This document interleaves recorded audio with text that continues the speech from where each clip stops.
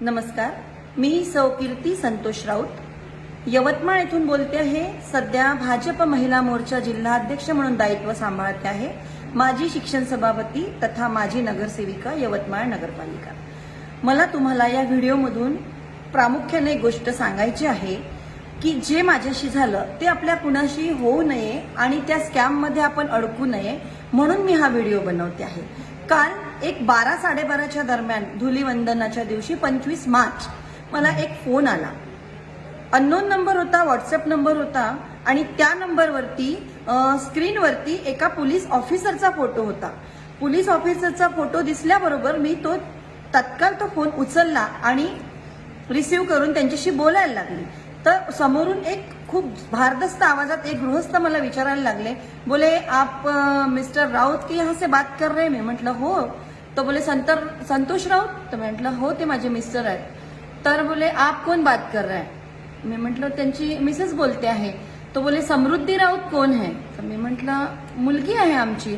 त्यावर तो मला म्हणाला, आवाज वाढवला त्यांनी आणि म्हणाला पता है वो यहाँ इस वक्त कहाँ पे है? म्हटलं हो, मला माहिती आहे, माझी मुलगी शिकते आहे। तो बोले कहाँ पे पढ़ रही है? त्याच्यावर मी बोलले नाही काही, पण त्यानंतर त्यांनी मला प्रश्न केला, अभी इस वक्त वो हमारे साथ है, बोले हमने उनको हिरासत में लिया है। मी म्हटलं घाबरले आणि विचारलं, मैं म्हटलं सर कहाँ पे? तो आपकी बेटी कहाँ पे पढ़ती है? तो म्हटलं सर पूना पढ़ रही है। तो बोले हमने उनको पूना से ही अरेस्ट किया है। म्हटलं सर इससे आपने अरेस्ट किया? त्याच्यावर तो मला परत सांगायला लागला की बोले उनके पास में 2 किलो ड्रग्स बरामद हुई है।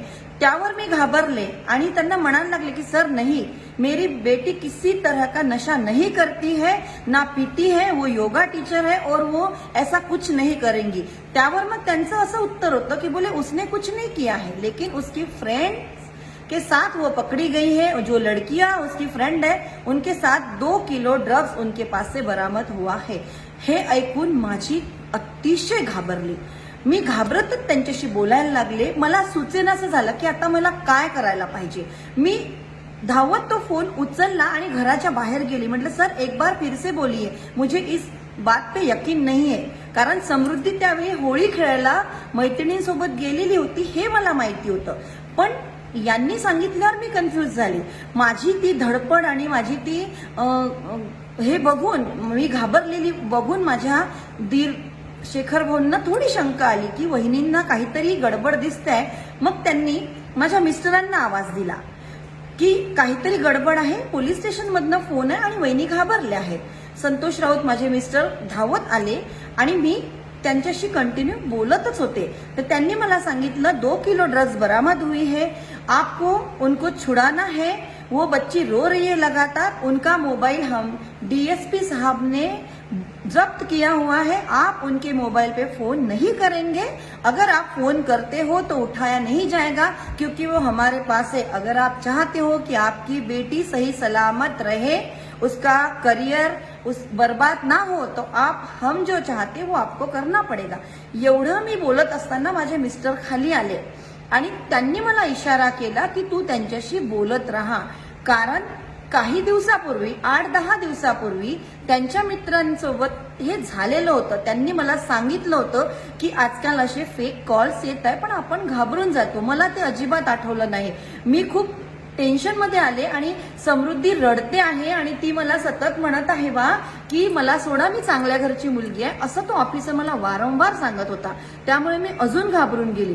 पण मग जेव्हा माझ्या मिस्टरांनी मला इशारा केला की तू कंटिन्युअसली त्यांच्याशी बोलत राहा, आणि दुसऱ्या फोनवरून त्यांनी लगेच समृद्धीला कॉल केला आणि त्यांनी मला विचारलं, मग मी पण थोडा धीर आला मला आणि मी त्याच्यासोबत थोड़ा टाइम पास केल्यावर मी त्यांना म्हणायला लागली की सर आप क्या चाहते हैं? तो बोले चाय पानी का खर्चा आपको देना पड़ेगा, क्योंकि अगर मैं ऐसा नहीं करता तो आपकी बेटी का बहुत बड़ा नुकसान हो जाएगा, उसका करियर बर्बाद हो जाएगा। आणि यावेळी आपण पालक म्हणून काय करतो, घाबरतो, मुलांना दोष देतो आणि त्यांनी म्हटलं त्याप्रमाणे वागतो। पण थँक्स गॉड माझ्या मिस्टरांना ही गोष्ट माहिती होती। त्यांनी मला आधीच अलर्ट केलं होतं, पण त्यावेळी माझं डोकं चाललेलं नाही। मग मी त्यांच्याशी बोलायला लागली तर त्यांनी मला सांगितलं की आपके पास फोन पे जीपे है? तो मी म्हटलं हाँ सर है। तो बोले 50,000 रुपये डालो।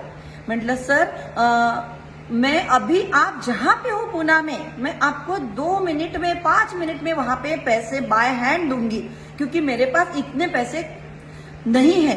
यावर तो चिडला आणि माझ्यावर ओरडला, बोले आप में कुछ ये है कि नहीं, अकल है कि नहीं, आपकी बेटी दाव पे लगी हुई है, उसका करियर दाव पे लगा हुआ है और आप डीआयजी साहब क्या हाथ में लेंगे क्या, बोले कॅश। ह्याच्यावर मला लक्षात आलं की हा फेक कॉल आहे। मग मी परत टाइमपास करून त्याच्याशी बोलायला लागली। तेवढ्या वेळात दोघंही, माझे दीर आणि माझे मिस्टर, समृद्धी सोबत संपर्क करायला लागले। समृद्धीचा पहिला कॉल मिस झाला, होळी असल्यामुळे तिला तो आवाज आला नाही, पण दुसऱ्यांदा तिने सेकंड तो कॉल उचलला। तोपर्यंत मी कंटिन्युअसली यांच्याशी बोलत होती। तो मला वारंवार म्हणजे चिडून माझ्याशी बोलत होता की तुम्हाला समजत नाही का, आई म्हणता स्वतःला, आणि असं कसं तुम्ही तिला पैसे देत नाही वगैरे। मी म्हटलं सर पैसे आहे माझ्याजवळ, पण मी तुम्हाला कॅश मध्ये देते। तेवढ्या वेळात आमचा या तिच्या बाबांचा, समृद्धीच्या आणि काकांचा समृद्धीशी संपर्क झाला आणि तिने सांगितलं की मी इथे ठीक आहे, काय झालं। तेव्हा त्यांनी सांगितलं की असं असं झालं। तर ती म्हणे बाबा मी 2 सेकंदात तुम्हाला व्हिडिओ कॉल करते। मग समृद्धीने आम्हाला व्हिडिओ कॉल केला। तोपर्यंत मी या व्यक्तीसोबत निव्वळ टाइमपास करत होते, बोलत होते। पण ज्यावेळी माझा मुलगा यश खाली आला आणि त्यांनी तो नंबर बघितला, तेव्हाच त्याने मला सांगितलं की आई 9+91 हा नंबर इंडियाचा असतो, पण +92, परत एकदा सांगते, +92 हा जर नंबर सुरुवातीला असला तो पाकिस्तानी नंबर आहे। कृपया व्हिडिओ बघणाऱ्या सगळ्यांना मी विनंती करते की हा नंबर चुकूनही उचलू नका। शक्यतोवर व्हॉट्सअप कॉलच